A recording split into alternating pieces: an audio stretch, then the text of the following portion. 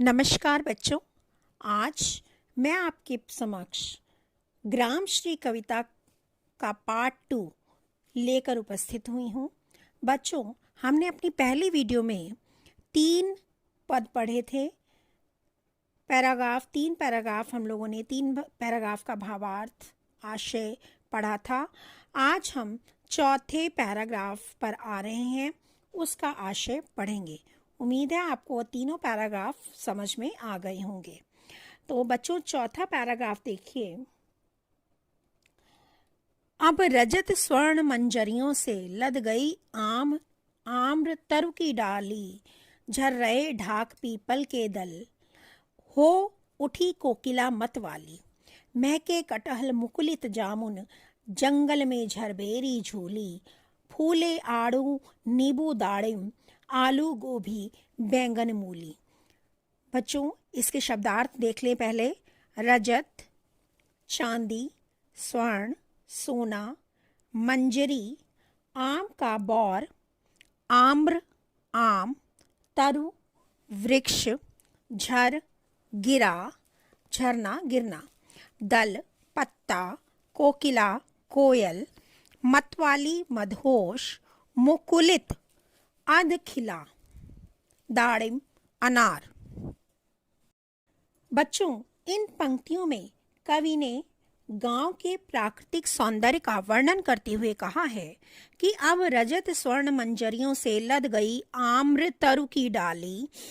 कवि कहता है कि ऐसे मौसम में आम की डालियों पर सोने चांदी के रंग की मंजरियां आ गई हैं। सोने चांदी मिस पीली और चांदी के समान सफेद, ठीक है। आम के पेड़ की डालियों पर उज्ज्वल रजत मीन्स उज्ज्वल और स्वर्ण में सुनहरी मंजरियां आ गई हैं। यानी आम के पेड़ उज्ज्वल और सुनहरी मंजरियों से लद गए हैं। झर रहे ढाक पीपल के दल। और इस मौसम में, ये शिशिर ऋतु का वर्णन है बच्चों। शिशिर ऋतु में क्या होता है, पतझड़ आ जाता है और पतझड़ की ऋतु आ गई है। और पतझड़ की ऋतु आने से ढाक और पीपल के पत्ते गिरने शुरू हो गए हैं। हो उठी कोकिला मतवाली, कहते हैं ना बच्चों, जब आम के पेड़ पर बोर आ जाते हैं तो इन बौर के आ जाने पर जो कोकिला होती है, कोयल होती है, वो भी मस्त होकर के गाने लगती है। तो कोयल भी मतवाली होकर कूक रही है। महके कटहल मुकुलित जामुन, महके कटहल का पेड़ महक उठा है और मुकुलित जामुन और अध खिले जामुन उगाए हैं। यानी जामुन जो हैं अभी अध खिले हैं। जंगल में झरबेरी झूली, और जंगल में झरबेरी का पेड़ होता है जिसमें बेर लगते हैं। तो जंगल में झरबेरी बेरों से लद गई है। झरबेरी झूली का मतलब है कि बेरों से लद गई है। फूले आड़ू नींबू दाड़िम, आड़ू नींबू अनार, दाड़िम का मतलब होता है अनार, आदि फलों के साथ साथ और कुछ सब्जियां भी आ गई हैं, जैसे आलू गोभी बैंगन मूली आदि सब्जियां भी पैदा हो गई हैं, अर्थात तैयार हो गई हैं। तो इस पद्यांश में बच्चों बहुत ही आकर्षक रूप से आम की महकती मंजरियों और फलों और सब्जियों की गंध यहाँ पर हमें मिल जाती है। और यह वर्णन बच्चों शिशिर ऋतु का है, क्योंकि हमें ऐसा तब पता चला जब हमें यहाँ पर पता चला कि ढाक और पीपल के पत्ते झड़ने लगे हैं। तो हमें यहाँ पर शिशिर ऋतु का पता चला कि यहाँ शिशिर ऋतु आ गई है, पतझड़ की ऋतु आ गई है। तो इस प्रकार बच्चों यहाँ पर जो है अनुप्रास अलंकार भी दिख रहा है। स्वर्ण मंजरियों में अनुप्रास अलंकार, स्वर्ण मंजरियों, आम्र तरु, पीपल के दल, कोकिला मतवाली, कटहल मुकुलित, इन सब पंक्तियों में यहाँ पर शब्दों में अनुप्रास अलंकार है। भाषा जो है मैंने आपको पहले भी बताई है कि कहीं कहीं पर कुछ पदों में, यहाँ पर कुछ पंक्तियों में तत्सम शब्दों का प्रयोग है अन्यथा भाषा माधुर्य गुण से पूर्ण है। साथ ही बच्चों स्वर्ण रजत स्वर्ण मंजरियों में यहाँ पर रूपक अलंकार है। उज्जवल और सुनहरी मंजरियों के रूप में, यानी सोने चांदी रूपी मंजरियों के रूप में, तो यहाँ पर रूपक अलंकार है। अगली पंक्तियां देखिए बच्चों। पीले मीठे अमरूदों में अब लाल लाल चित्तियां पड़ी, पक गए सुनहले मधुर बेर, अमली से तरु की डाल जड़ी, लहले पालक मह मह धनिया, लौकी और सेम फली फैली, मखमली टमाटर हुए लाल, मिर्चों की बड़ी हरी थैली। अब यहाँ पर इस काव्यांश में जो है कवि कहते हैं कि अमरूद पीले और मीठे हो गए हैं। पीले मीठे अमरूदों में अब पीले और मीठे हो गए हैं, अब लाल लाल चित्तियां पड़ी और उन पर लाल लाल चित्तियां पड़ गई हैं। पक गए सुनहले मधुर बेर, और बेर जो है, मधुर बेर जो है, बेर भी अब पककर सुनहले मीठे हो गए हैं, सुनहरे हो गए हैं और मीठे हो गए। सुनहरे से मतलब है बच्चों पीले हो गए हैं और मधुर हो गए हैं। अमली से तरु की डाल जड़ी, और आंवलों से पेड़, तरु मीस पेड़ की डालें लद गई हैं, जड़ी मीस लद गई हैं। लहलह पालक मह मह धनिया, पालक की खेती लहलहाने लगी है। लहलह पालक की खेती लहलहाने लगी है। मह मह धनिया, धनिया मह मह करके महकने लगा है, चारों तरफ उसकी महक फैल गई है। लौकी और सेम फली फैली, लौकी और सेम की फलियां उगकर चारों ओर फैल गई हैं। मखमली टमाटर हुए लाल, और टमाटर जो हैं वो मखमल की तरह लाल हो गए हैं। मिर्चों की बड़ी हरी थैली, और मिर्चों के गुच्छे जो हैं एक बड़ी हरी थैली के समान उग आए हैं।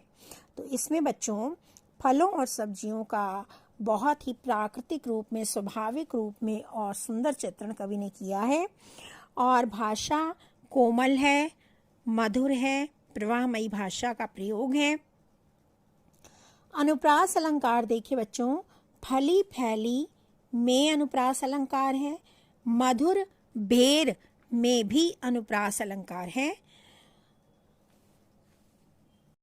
भाषा में बच्चों तत्सम शब्द युक्त खड़ी बोली का प्रयोग भी किया गया है। और टमाटर के लिए मखमली और लाल विशेषणों का प्रयोग किया गया है। अगली पंक्तियां देखिए बच्चों। बालू के सांपों से अंकित, गंगा के सतरंगी रेती, सुंदर लगती सरपत छाई, तट पर तरबूजों की खेती, अंगुली की कंघी से बगुले, कलंगी सवारते हैं कोई, तिरते जल में सुरखाब, पुलिन पर मगरोठी रहती सोई। बालू, पहले शब्दार्थ देख लें बच्चों। बालू रेत, अंकित हो जाना जिस पर निशान पड़े हों, सतरंगी सात रंगों वाली यानी रंग बिरंगी विविध रंगों वाली, सरपत घास फूस तिनके, सुरखाब, सुरखाब एक चक्रवाक पक्षी होता है, सुरखाब एक पक्षी का नाम है, पुलिन किनारा, मगरोठी एक पक्षी, मगरोठी नाम की भी एक पक्षी होती है, मादा पक्षी। तो बच्चों इसमें बालू के सांपों से अंकित, कवि कहता है गंगा की सतरंगी रेती, गंगा की रेत सतरंगी मीन्स विविध रंगों से सुशोभित हो रही है। और क्या है, और उसके किनारे की जो रेत है बालू के सांपों से अंकित, उसके किनारे की रेत ऐसे टेढ़ी मेढ़ी बिछी हुई है मानो उस पर सांपों के चलने के निशान बने हुए हैं।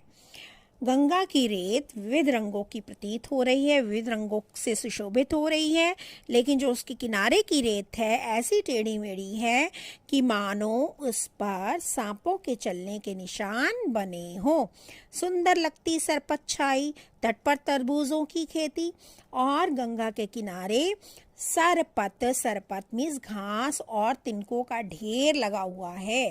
गंगा के किनारे किसका ढेर लगा हुआ है? सरपत छाई घास और तिनकों का ढेर छाया हुआ है, जिसमें क्या हो रहा है? तरबूजों की खेती हो रही है।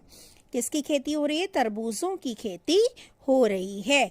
अंगुली की कंघी से बगुले कलंगी सवारते हैं कोई।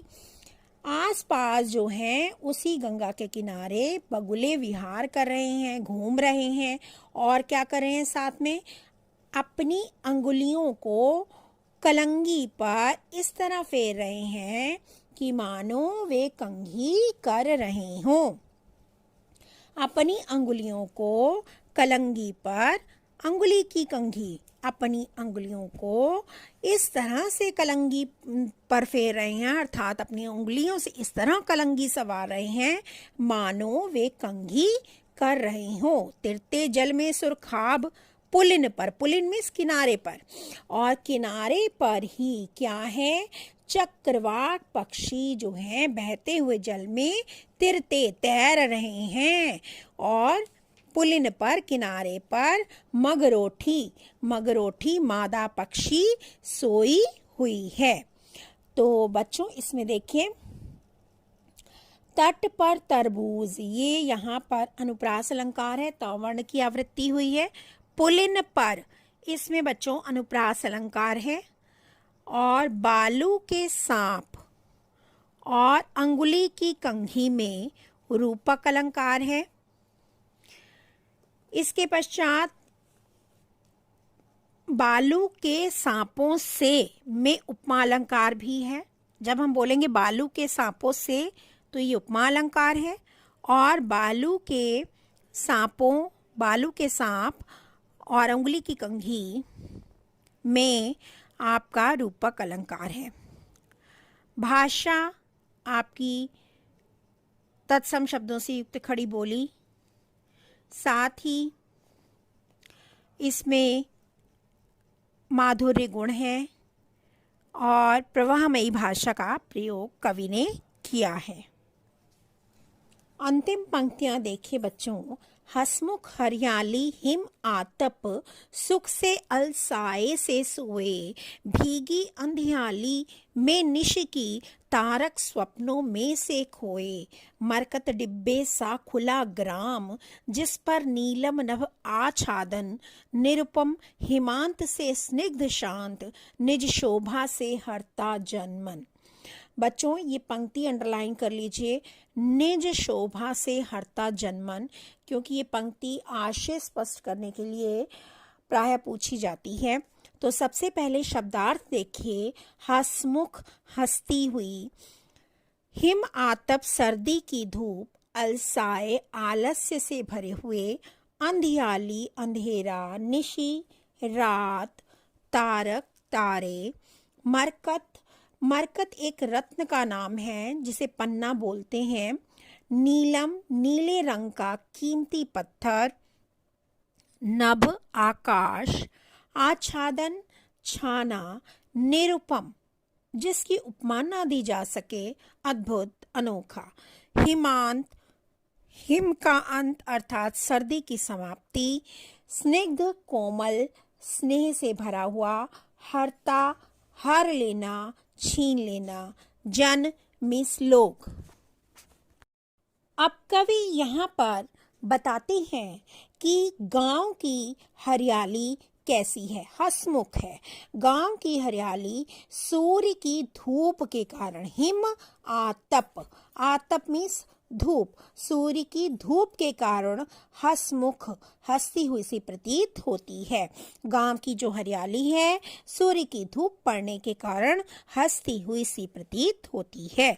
सुख से अलसाए से सोए, और सर्दी की धूप भी जो है इसमें खिली खिली है, और तो क्या होता है, सुख से आराम से, जब धूप निकलती है और सर्दी होती है तो सबको अच्छा लगता है, तो पशु पक्षियों को भी अच्छा लगता है और वह उस धूप में सो जाते हैं।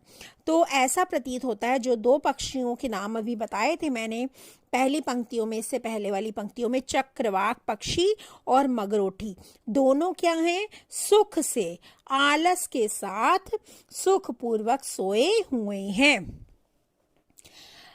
भीगी अंधियाली में निशी मीन्स रात की, रात जो है ओस के कारण, अंधेरे के कारण जो ये रात है भीगी हुई सी प्रतीत होती है। रात जो है ओस के कारण भीगी हुई सी प्रतीत होती है। तारक सपनों में से खोए, और तारे जो हैं ऐसा प्रतीत होता है कि वह भी सपनों में खो गए हैं। मरकत डिब्बे सा खुला ग्राम, बच्चों इसको भी अंडरलाइन कर लीजिए क्योंकि ये पंक्ति पूछी जाती है आशय स्पष्ट करने के लिए। मरकत, मरकत मैंने अभी बताया शब्दार्थ में कि एक प्रकार का रत्न होता है जो बहुत ही कीमती होता है, जिसे पन्ना कहते हैं, और इसका रंग हरा होता है। तो कवि ने कहा है मरकत डिब्बे सा, ये गांव कैसा है, मरकत के डिब्बे के समान है। मरकत का डिब्बा यानी हरे रंग का रत्न, तो ये पूरा गांव जो है हरे रंग के रत्न के समान है, मरकत के समान प्रतीत होता है, क्योंकि क्या है गांव में चारों तरफ हरियाली है, इसलिए कवि ने इसकी तुलना मरकत नामक रत्न से की है। ठीक है, तो ये गांव ऐसा प्रतीत होता है कि मानो मरकत का डिब्बा खुला हुआ हो और इस रत्न से क्या है, सुगंध आ रही है, खुला हुआ है ये मरकत का डिब्बा, यानी चारों ओर इसकी जो हरियाली है वो छाई हुई है, और उस पर क्या है, जिस पर नीलम नभ आच्छादन, नीलम भी एक प्रकार का रत्न होता है, और उस पर नीला आकाश ऐसे जच रहा है मानो उस डिब्बे पर नीलम का आंचल ढका हुआ हो। यानी उस मरकत के डिब्बे पर, आप कल्पना कीजिए, उस मरकत के डिब्बे पर नीला आकाश ऐसे जच रहा है, यानी उस हरियाली से भरे हुए गांव के ऊपर नीला आकाश ऐसा प्रतीत हो रहा है मानो उस डिब्बे पर नीलम का आंचल ढका हुआ हो। आगे देखिए, आच्छादन में ढका हुआ, निरुपम हिमांत में स्निग्ध शांत, निरुपम जिसकी उपमा ना की जा सके, हिमांत सर्दी की समाप्ति पर, तो कवि कहता है कि सर्दी की समाप्ति पर इस शीतल प्रदेश में, इस ठंडे प्रदेश में एक स्निग्ध में प्रेम से भरी हुई, स्नेह से भरी हुई अनुपम शांति छाई हुई है। चारों तरफ सर्दी की समाप्ति पर इस प्रदेश में चारों तरफ एक शांति सी छाई हुई है। इस प्रकार जो है निज शोभा से हरता जनमन, इस प्रकार ये गांव जो है निज मिस अपनी शोभा में, सुंदरता से जन मन, लोगों के मन को हर रहा है। अर्थात इस गांव की शोभा इतनी अपार है कि इतनी अनोखी है कि अपनी इस शोभा से, सुंदरता से लोगों के मन को हर रहा है। तो इस पद्यांश में देखिए बच्चों, भाषा जो है अत्यंत कोमल है, मधुर है, सरस है, प्रवाहमयी है, साथ साथ संस्कृत के शब्दावली का प्रयोग है, तत्सम शब्दों का प्रयोग है। और देखिए, अलसाए से सोना, तारक स्वप्नों में से खोए, मरकत डिब्बे सा खुला गांव। तो ये तीनों में यहाँ पर तीन उपमाएं जो दी गई हैं, तीनों में उपमालंकार है। मरकत के डिब्बे के समान, अलसाए से सोना, और तारक स्वप्नों में से खोए, इन तीनों में उपमा अलंकार है। अनुप्रास अलंकार देखिए बच्चों, हसमुख हरियाली, हिम आतप में ह वर्ण की आवृत्ति है, सुख से अलसाए से सोए में स वर्ण की आवृत्ति है, नीलम नभ और जन मन में न वर्ण की आवृत्ति है। इस प्रकार बच्चों ये आपका हो गया अनुप्रास अलंकार, और ऊपर हमने देखा उपमा अलंकार। इसी के साथ बच्चों ये कविता ग्राम श्री यहीं पर समाप्त होती है। आशा करती हूँ कि ये कविता आपको समझ में आ गई होगी, इसका अर्थ, इसका भावार्थ इसका काव्य सौंदर्य अच्छी तरह से समझ में आ गया होगा। बच्चों, अगर आपको मेरे वीडियो पसंद आते हैं तो उन्हें लाइक और सब्सक्राइब ज़रूर करें। इसके साथ आप कमेंट करके भी बताएं कि अगर आपको किसी पाठ या किसी कविता का एक्सप्लेनेशन या संस्कृत में किसी पाठ का एक्सप्लेनेशन, उसका आशय या उसका अर्थ चाहिए तो आप मुझे कमेंट बॉक्स में ज़रूर लिखकर बताएं। उसके अकॉर्डिंग मैं आपको वीडियो बना करके भेजूंगी। इसी के साथ मैं आपसे विदा लेती हूँ। अगली वीडियो में मैं आपसे फिर मुलाकात करूँगी। तब तक के लिए धन्यवाद।